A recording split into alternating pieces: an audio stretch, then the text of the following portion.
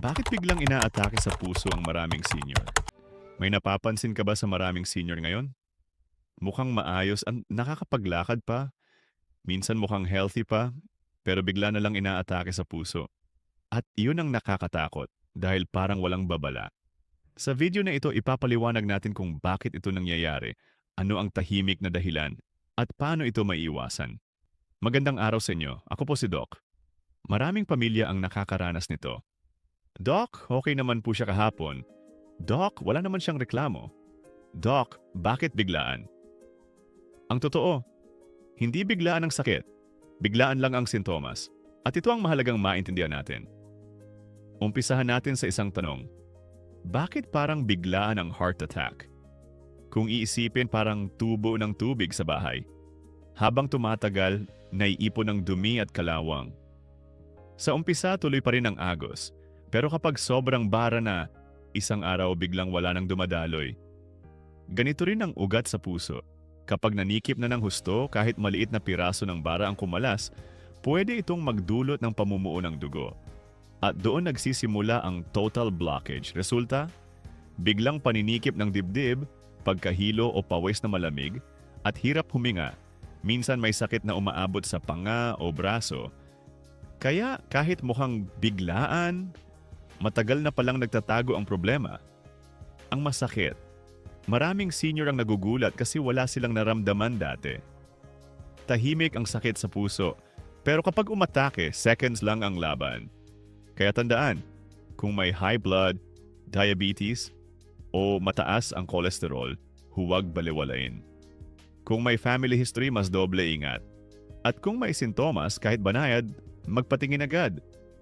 Ang puso, parang makina ng kotse. Kapag pinabayaan, bigla na lang titirik sa gitna ng daan. Pero kung inaalagaan, tatakbo ng maayos at matagal. Kung mahal mo ang pamilya mo, bantayan mo ang puso mo ngayon, hindi bukas. Dahilan bilang isa. Hidden high blood pressure. Maraming senior ang may high blood na hindi nila alam. Walang nararamdaman, walang sakit at walang babala. Pero sa loob ng katawan, tahimik na may nangyayari. Napipinsala ang blood vessels parang tubo ng tubig na unti-unting kinakalawang. Sumisikip ang ugat kaya hirap dumaloy ang dugo. Tumataas ang risk ng bara o punit na pwedeng mag-trigger ng heart attack o stroke. Bakit ang high blood ay tahimik pero delikado? Ang problema, maraming Pinoy ang nag-aakala. Wala naman akong nararamdaman, okay lang ako. Pero ang high blood, parang magnanakaw sa gabi, hindi mo naririnig, pero unti-unti nang ninanakawan ang kalusugan mo. Kapag tuloy-tuloy ang taas ng presyon, napipilitang magtrabaho ng sobra ang puso, nasisira ang lining ng ugat, at mas madaling dumikit ang kolesterol at bumuo ng bara. At kapag dumating sa tipping point, doon na nagkakaroon ng biglaang atake. Kaya mahalaga, magpa-BP check regularly. Kahit sa barangay health center, libre at mabilis. Huwag balewalain ang gamot. Kung nireseta ng doktor, sundin. Ayusin ang lifestyle. Bawas alat, bawas taba, dagdag gulay at prutas. Kontrolin ang stress. Dahil kahit emosyon, pwedeng magpataas ng presyon. Isipin na yun na ang high blood ay parang pressure cooker. Tahimik lang habang kumukulo, pero kapag hindi binantayan, pwedeng sumabog. Kung mahal mo ang pamilya mo, bantayan mo ang presyon mo. Dahil ang high blood hindi nagpaparamdam, pero pwedeng magbunga ng biglaang atake na magbabago ng buhay sa isang iglap. Challenge ko sa inyo, ngayong linggo, magpa-BP check kayo. Isang simpleng hakbang na pwedeng magligtas ng buhay. Kapamilya, ikaw ba o mahal mo sa buhay ay may high blood? Mag-comment ng 1 at 0 kung normal. I-comment mo na rin kung saan ka nanonood. Dahilan bilang 2, blood sugar damage. Hindi lang diagnosed diabetes ang problema. Kahit konting taas lang ng sugar, pre-diabetes, o matagal na sugar fluctuations, tahimik na may nangyayari sa loob ng katawan, unti-unting sinisira ang maliliit na ugat. Parang tubo ng tubig na pinapasukan ng asukal na nagiging malagkit, tumitigas ang blood vessels, nawawala ang natural na lambot at pag-expand. Lumalala ang circulation, kaya hirap makadaloy ang dugo at oxygen. Resulta, mas mataas ang heart attack risk. Ang blood sugar parang matamis na lason. Hindi mo agad mararamdaman pero unti-unti nitong binabago ang ugat. Kapag laging mataas, para kang may asukal na kumakapit sa dingding ng blood vessels, nagiging malutong, madaling mapunit, at mas madaling kapitan ng kolesterol. Kaya kahit konting taas lang, hindi dapat ipagwalang bahala. Dahil ang pre-diabetes kung pababayaan, pwedeng maging full-blown diabetes. At kapag matagal na sugar fluctuations, parang roller coaster ride ang katawan, stress na stress ang puso at ugat. Kapag nasira ang maliliit na ugat, hirap ang dugo magdala ng oxygen, bumibigat ang trabaho ng puso, at mas madaling magbara at magdulot ng atake. Ano ang pwedeng gawin? Magpa-blood sugar test regularly, hindi lang kapag may sintomas. Ayusin ang diet. Bawas matatamis, bawas soft drinks, dagdag gulay at prutas. Kontrolin ang timbang. Kahit dahawa hanggang 5 kilo na bawas, malaking tulong sa sugar control. Maglakad o mag-ehersisyo. Kahit 30 minutos bawat araw, pwede nang magpababa ng risk. Isipin ninyo, ang blood sugar ay parang mantika sa kawali. Kung sobra, mabilis masunog at dumikit. Pero kung kontrolado, maayos ang luto at hindi nasisira ang kawali. Kaya kung mahal mo ang puso mo, bantayan mo ang asukal mo. Dahil ang sugar damage hindi agad ramdam, pero pwedeng magbunga ng bigla ang atake na magbabago ng buhay sa isang iglap. Dahilan bilang 3, baradong ugat. Ito ang pinakakaraniwang dahilan ng heart attack. Sa paglipas ng taon, naiipon ang cholesterol sa dingding ng ugat, nabubuo ang plaque, parang sebo na dumikit sa tubo ng lababo, at sumisikip ang daluyan ng dugo, kaya hirap makadaan ng oxygen papunta sa puso. Tahimik, mabagal, walang sakit. Kaya maraming senior ang nagugulat, akala nila okay pa, pero sa loob matagal nang may bara. Ang problema, kapag nagbara ng tuluyan, ang resulta, heart attack. At dito pumapasok ang key line. Unti-unti ang bara, pero biglaan ang atake. Parang kanal na unti-unting nagbabara sa basura. Sa umpisa, kaya pa ng tubig dumaloy. Pero kapag sobrang sikip na, isang ulan lang, biglang baha. Ganito rin ang ugat sa puso. Matagal na nag-iipon ng bara pero kapag sumagad, biglang atake. Kapag tuluyang nagbara, tumitigil ang daloy ng dugo. Nawawala ng oxygen ang kalamnan ng puso at sa loob ng ilang minuto, pwedeng magsimula ang permanenteng pinsala. Kaya mahalaga, magpa-check ng cholesterol at lipid profile. Hindi lang kapag may sintomas. Ayusin ang diet. Bawas mamantika, bawas fast food, dagdag gulay, prutas at isda. Regular na ehersisyo. Kahit simpleng paglalakad nakakatulong para hindi mag-ipon ng bara. Kung may gamot na nireseta, sundin. Dahil ang maintenance hindi pampahaba ng reseta, pampahaba yan ng buhay. Isipin niyo ang ugat ay parang highway. Kapag unti-unting naiipon ng trapik, mabagal ang daloy. Pero kapag may aksidente at tuluyang na-block ang daan, biglang tigil lahat. Ganito ang heart attack, hindi biglaan ang problema, pero biglaan ang epekto. Kaya kung mahal mo ang pamilya mo, huwag mong hayaang magbara ang ugat mo bago kumilos.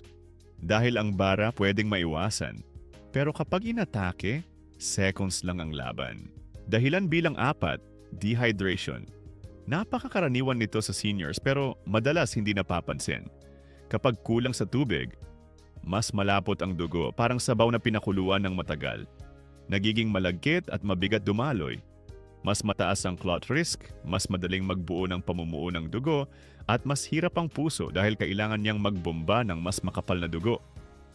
Lalo na kung mainit ang panahon, mabilis maubos ang tubig sa katawan, kulang ang inom, dahil akala ng iba, hindi naman ako nauuhaw, at may maintenance meds tulad ng diuretics na mas nagpapalabas ng tubig. Isipin mo ang dehydration ay underrated na trigger. Maraming senior ang biglang inaatake dahil sa simpleng kakulangan ng tubig. Parang kotse na kulang sa langis. Kahit maayos ang makina, kapag tuyo ang loob mabilis masisira. Kapag dehydrated, bumibigat ang trabaho ng puso, tumataas ang presyon at mas madaling magbara ang ugat. At kapag sabay ito sa init ng panahon o stress, pwedeng mag-trigger ng heart attack. Ano ang pwedeng gawin? Uminom ng tubig regularly. Kahit hindi nauuhaw, siguraduhin may 6 hanggang 8 baso sa isang araw. Iwasan ng sobrang matatamis at sobrang kape. Dahil mas nakakadagdag ng dehydration, magdala ng tubig palagi. Simple pero lifesaver. Kung may maintenance meds lalo na pampaihi, tanungin ng doktor kung gaano karaming tubig ang dapat idagdag. Isipin niyo ang katawan ay parang halaman. Kapag kulang sa dilig, natutuyo at madaling mamatay. Ganito rin ang puso. Kapag kulang sa tubig, mas mabilis itong bibigay. Kaya huwag balewalain ang simpleng pag-inom ng tubig. Dahil minsan ang pinakamadaling solusyon ang pinaka-nakakaligtas ng buhay. Dahilan bilang 5, heavy meals. Kapag sobrang busog, akala natin simpleng kabusugan lang. Pero sa loob ng katawan, may nangyayaring seryoso. Mas maraming dugo ang napupunta sa tiyan para tunawin ang pagkain, nagbabago ang blood pressure, minsan biglang bumababa o tumataas. At mas napapagod ang puso dahil kailangan niyang mag-adjust sa biglang demand. Para sa mga vulnerable seniors, ito ay pwedeng maging trigger ng heart attack. Isipin niyo parang fiesta sa barangay. Kapag sabay-sabay dumating ang tao sa isang kalsada, nagkakabuhol-buhol ang trapek. Ganito rin ang dugo, biglang napupunta sa tiyan, kaya nababawasan ang supply sa puso. Kapag busog na busog, pwedeng makaramdam ng paninikip ng dibdib, pwedeng mahilo o hingalin, at sa may bara na ugat, pwedeng mag-trigger ng atake. Kaya mahalaga, iwasan ang sobrang big meals. Mas mabuti ang hati-hating pagkain sa maghapon kaysa isang bagsakan. Dahan-dahan sa pagkain. Huwag magmadali, bigyan ng oras ang tiyan. Piliin ang magaan at masustansya. Gulay, prutas, isda, mas madaling tunawan, mas magaan sa puso. Kung may maintenance meds, lalo na para sa puso o presyon, huwag kalimutan. Ang puso parang makina ng jeep. Kapag biglang binigyan ng sobrang karga, hirap itong umabante. Pero kung tama ang load, tuloy-tuloy ang biyahe. Tandaan, unti-unti ang bara, pero biglaan ang atake. At minsan, ang simpleng sobrang kabusugan ang nagiging huling tulak para mangyari ang biglaan. Kaya kung mahal mo ang pamilya mo, huwag mong hayaang mapagod ang puso mo sa isang mabigat na kainan. Mas masarap ang buhay kapag busog sa tamang paraan, hindi busog sa panganib. Dahilan bilang 6, kulang sa tulog, poor sleep. Kapag kulang sa tulog, hindi lang simpleng antok ang problema. Sa loob ng katawan, tumataas ang blood pressure kaya mas stressed ang ugat, tumataas ang stress hormones gaya ng cortisol na parang gasolina sa apoy ng bara at mas napapagod ang puso dahil hindi ito nakakapagpahinga. Tandaan, ang katawan ay nagre-repair habang tulog. Parang bahay na inaayos sa gabi, kung kulang ang oras hindi natatapos ang pagkukumpuni. Kapag paulit-ulit ang kulang sa tulog, lumalala ang risk ng high blood at diabetes, mas madaling mag-ipon ng cholesterol, at mas bumababa ang resistensya ng puso. At sa seniors lalo itong delikado. Dahil mas sensitibo na ang katawan, mas mabilis mag-react sa stress. Ano ang pwedeng gawin? Targetin ang 7 hanggang 8 oras na tulog. Kung hindi kaya, siguraduhin man lang na regular at tuloy-tuloy. Iwasan ang sobrang kape o tsaa sa gabi. Nakakaistorbo sa tulog. Gumawa ng bedtime routine. Mag-relax, iwasan ang gadgets bago matulog. Kung may sleep problems gaya ng hilik o sleep apnea, magpatingin sa doktor. Isipin nyo, ang puso ay parang cellphone battery. Kapag hindi na-charge ng buo, mabilis maubos at madaling masira. Ganito rin ang katawan. Kung kulang sa tulog, mas mabilis itong bumigay. Kaya kung mahal mo ang pamilya mo, huwag mong tipirin ang tulog. Dahil minsan ang simpleng pahinga ang pinaka-nakakaligtas ng buhay. Mga warning signs na madalas nababalewala, ito ang pinaka-importanteng bahagi. Hindi laging dramatic ang babala. Maraming seniors ang nagugulat kasi akala nila ang heart attack ay palaging biglang matinding kirot sa dibdib, parang sa pelikula. Pero sa totoong buhay, madalas subtle lang ang signs. Common subtle signs. Madaling mapagod kahit konting lakad lang. hingalin kahit paakyat ng ilang baitang, pananakit or discomfort sa dibdib, hindi laging matindi, paninikip. Minsan parang may nakadagan, hindi laging masakit, jaw, likod, o balikat discomfort na akala'y simpleng lamig o pilay, pagkahilo o biglang pangihina, at palpitations o mabilis na tibok ng puso. Critical line, madalas hindi sakit, kundi kakaibang pakiramdam. At ito ang dahilan kung bakit maraming nagbabalewala dito. Isipin ninyo parang warning light sa kotse. Hindi pa laging malakas ang tunog ng alarm. Minsan maliit lang na ilaw na kumikislap. Kapag hindi pinansin, pwedeng mauwi sa biglang pagkasira. Maraming seniors ang nagsasabi, akala ko pagod lang, akala ko lamig lang sa katawan, akala ko normal lang kasi tumatanda. Pero sa puso, walang normal lang kapag paulit-ulit ang kakaibang pakiramdam. Ano ang dapat gawin? Kapag may naramdaman na kakaiba, lalo na kung bago o madalas, magpatingin agad. Huwag hintayin na lumala bago kumilos. Tandaan, mas maaga, mas ligtas. Ang puso ay parang kaibigan na nagbibigay ng pahiwatig. Hindi palaging sigaw, minsan bulong lang. Pero kung marunong kang makinig, pwede mong maiwasan ang trahedya. Ang heart attack, madalas may babala. Pero kung hindi mo pinapansin, doon nagiging biglaan. Kaya kung mahal mo ang pamilya mo, huwag mong balewalain ang mga subtle signs. Dahil minsan, ang simpleng hingal o kakaibang panghihina ang nagsasabi na kailangan mo nang kumilos para iligtas ang sarili mo. Sino ang mas nanganganib? Hindi lahat ng senior ay pare-pareho ang risk. Mas mataas ang panganib kung may mga kondisyon na ito. High blood, tahimik pero unti-unting sumisira ng ugat. Diabetes o sugar problems na nagpapalapot ng dugo at tumitigas ang blood vessels. Kidney disease. Dahil kapag mahina ang bato, mas hirap ang katawan mag-regulate ng pressure at toxins. History of smoking. Parang lason na paulit-ulit na sumisira sa lining ng ugat. Sedentary lifestyle. Kulang sa galaw kaya mas mabilis mag-ipon ng cholesterol at taba at high cholesterol na direktang nagbabara sa ugat. Critical point. Kapag pinagsama-sama ang mga risk na ito, parang domino effect. Isang tulak lang pwedeng mag-collapse ang puso. Isipin ninyo, parang bahay na may sira sa bubong, tagas sa tubo, at kalawang sa poste. Kung isa lang ang problema, kaya pang ayusin.